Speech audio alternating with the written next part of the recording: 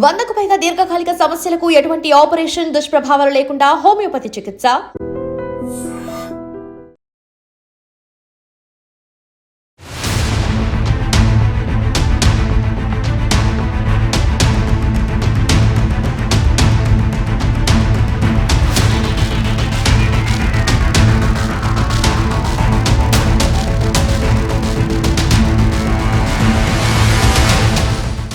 Big breaking. Kukatpally swan lake అపార్ట్మెంట్లో రేణు అగర్వాల్, ఈమెకి 50 సంవత్సరాలుంటాయి. So ఈ మహిళని అత్యంత దారుణంగా హత్య చేశారు. ఇద్దరు వ్యక్తులు ఆమెను తాళ్లతో కట్టేసి అండ్ ఇంట్లో ఉన్నటువంటి కుక్కర్తోనే గట్టిగా తలపై బాది క్రూరంగా హత్య చేశారు. అయితే ఇది 13th ఫ్లోర్ 13వ అంతస్తులో ఇది గేటెడ్ కమ్యూనిటీకి సంబంధించిన నివాసం ఇది. సో హై రైజ్ అపార్ట్మెంట్స్ అంటారు కదా, సో అట్లాంటిదన్నమాట. కుకట్పల్లిలో ఉంది ఇది. 13వ అంతస్తులో ఇప్పుడు ఈ బాధితురాలు రేణు అనే ఆమెని అత్యంత దారుణంగా హత్య చేశారు.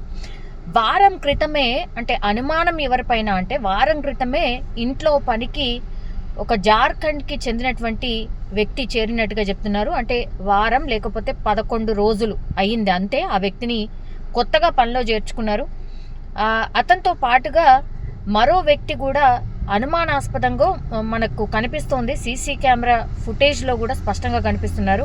ఒక వ్యక్తి ఏమో పనికి చేరిన వ్యక్తి వీళ్ళింట్లో, అట్లాగే ఇంకొక వ్యక్తి కూడా అనుమానాస్పదంగా ఆ లిఫ్ట్లో కనబడుతున్నారు స్పష్టంగా మనకు. సో పోలీసులు అయితే కేసు నమోదు చేసుకొని దర్యాప్తు చేస్తున్నారు. యాక్చువల్లీ ఈ స్వాన్ లేక్ గేటెడ్ కమ్యూనిటీలో రాకేష్ అగర్వాల్ అట్లాగే రేణు అగర్వాల్ వీళ్ళిద్దరు కూడా ఫతేనగర్ స్టీల్ దుకాణం ఉంది ఈ దంపతులకి.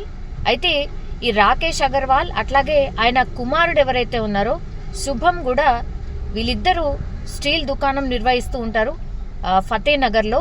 వాళ్ళిద్దరు కూడా రోజులాగానే షాప్కి వెళ్ళిపోయారు. వీళ్ళకు ఒక కుమార్తె కూడా ఉంది. ఆమె ఇక్కడ చదువుకోదు, ఆమె వేరే రాష్ట్రంలో చదువుకుంటోంది. అయితే రేణు ఇప్పుడు ఎవరైతే చనిపోయిందో ఈమె మాత్రమే ఒంటరిగా ఇంట్లో ఉంటుంది.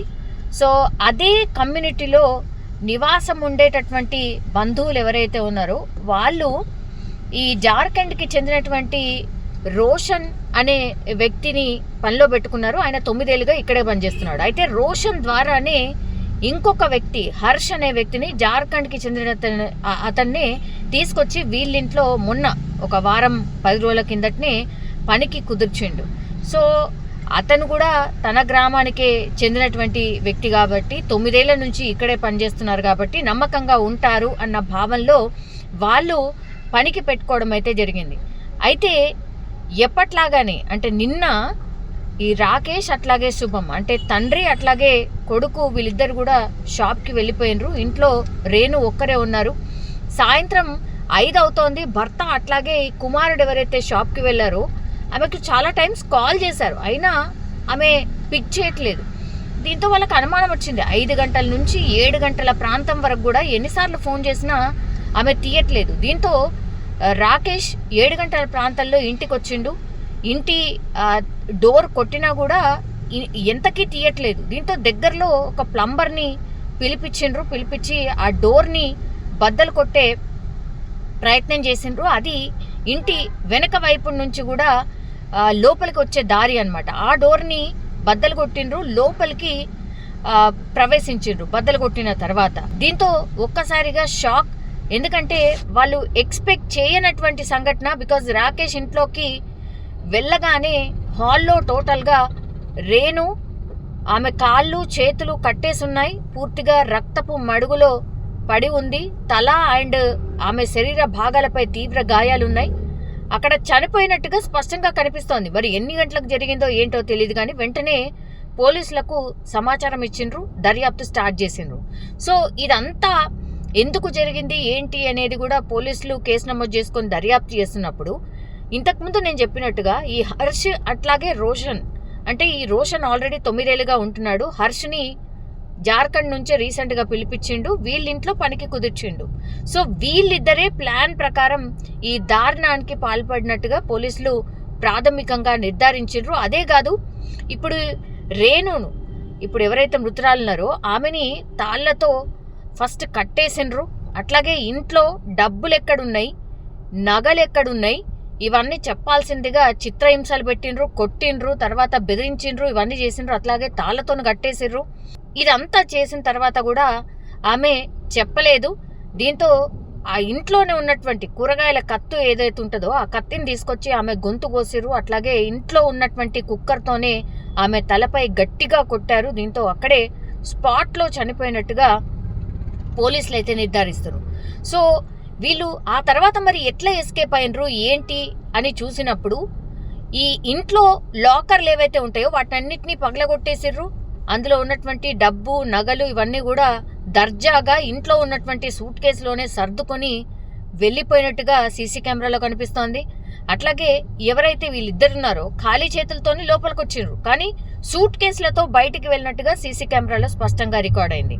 హత్య అనంతరం ఈ నిందితులు ఎవరైతే ఉన్నారో వాళ్ళు ఇప్పుడు రక్తపు మరకలు అన్నీ, ఇప్పుడు ఆమెను చంపినప్పుడు రక్తపు మరకలు అన్నీ ఉంటాయి కాబట్టి ఆ బట్టలన్నీ కూడా ఆ ఇంట్లోనే అక్కడే పడేసి మళ్ళగా ఆ లోపల అంటే అక్కడే ఆ ఇంట్లోనే స్నానం చేసి వేరే దుస్తులు వేసుకొని దర్జాగా వెళ్ళిపోయినట్టు స్పష్టంగా సీసీ కెమెరాలో కనిపిస్తోంది. అట్లాగే ఇదంతా జరిగిన తర్వాత కూడా మళ్ళీ ఇంటికి తాళం వేసేసి ఇప్పుడు ఎవరిదైతే లూటీ చేసిర్రో, హత్య చేసిర్రో ఆ కుటుంబానికి సంబంధించిన స్కూటీ పైనే వీళ్ళిద్దరూ పరారైనట్టుగా పోలీసులు అయితే నిర్ధారించినటువంటి పరిస్థితి అయితే కనిపిస్తోంది.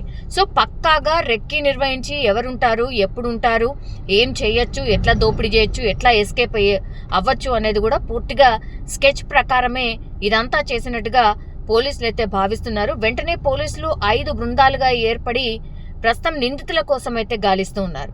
అయితే ఈ ఘటనతో ఒకసారిగా ఈ గేటెడ్ కమ్యూనిటీ చాలా సెక్యూర్డ్గా ఉంటుంది. అందుకే చాలా మంది గేటెడ్ కమ్యూనిటీ ఉండడానికి ఇష్టపడుతూ ఉంటారు. అట్లాంటిది ఇప్పుడు గేటెడ్ కమ్యూనిటీ కూడా సేఫ్ కాదా అనే ప్రశ్న తలెత్తోంది. బికాస్ అక్కడ ఉన్నటువంటి వాళ్ళందరూ కూడా భయపడిపోతున్నారు.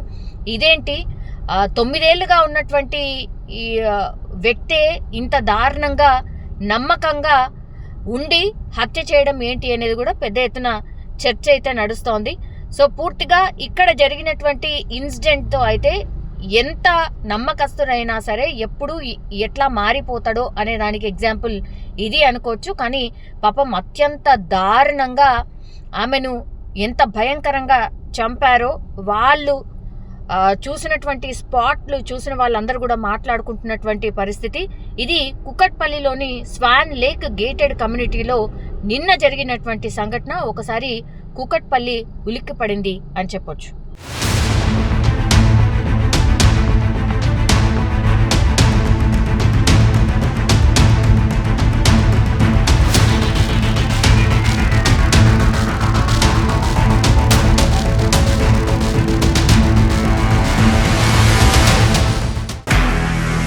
నిజంగా ప్రస్తుతం ఉన్నటువంటి సమాజం దేనికి ప్రయారిటీ ఇస్తుంది? ఆర్థిక సంబంధాల చుట్టూ మాత్రమే తిరుగుతుంది. మళ్ళీ ఎన్నికలంగానే చాలా విరక్తి కలుగుతాను. మంచి అనిపిస్తుంది కదా, లేడీస్ కూడా ఛాలెంజింగ్ జాబ్స్ చేసినప్పుడు చాలా బాగుంటది. ట్రాఫిక్ అసిస్టెంట్స్ గా నియమించిన ట్రాన్స్జెండర్స్ అందరితో సాల్యూట్ చేయించుకుంటున్నారు. ఫుడ్ డెలివరీ ఇవ్వటానికి వెళ్ళినటువంటి డెలివరీ బాయ్ అనిల్ పై కళ్ళ ముందు